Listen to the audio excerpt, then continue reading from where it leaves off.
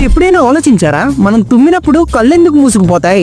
దీనికి ఏ కనెక్షన్ ఉందో చెప్తాను, ఈ లోపు ఫాలో చేసుకోండి. అసలు తుమ్మెందుకు వస్తదంటే, మన ముక్కులో ఇరిటేటింగ్ పార్టికల్స్ అంటే డస్ట్, పర్ఫ్యూమ్, పొలిన్ లాంటివి వెళ్తే అవి నాజల్ ఇరిటేషన్ కలిగిస్తాయి. దీంతో మన బ్రెయిన్ వెంటనే ఒక అలర్ట్ సిగ్నల్ పంపిస్తుంది. ఈ ఫోరెన్ పార్టికల్స్ బయటికి వెళ్లాలని ఆర్డర్ ఇస్తుంది. అప్పుడు మన శరీరం ఒక రిఫ్లెక్స్ యాక్షన్ తీసుకుంటది, అదే తుమ్ము. ఇది చాలా హై ప్రెషర్ తో బయటకు వస్తుంది. ఇప్పుడు అసలు మ్యాటర్ ఏంటంటే, ఈ ప్రెషర్ తుమ్ము వల్ల ఫోరెన్ పార్టికల్స్ కళ్ళ వైపు వెళ్లే ఛాన్స్ ఉంది. అందుకే మన శరీరం ఆటోమేటిక్ గా కళ్ళు మూసేస్తుంది. అంటే ఇక్కడ మ్యాటర్ ఏంటంటే, అవతల కొంట్లోకి వెళ్ళినా పర్లేదు, మన కొంట్లోకి వెళ్ళకూడదు.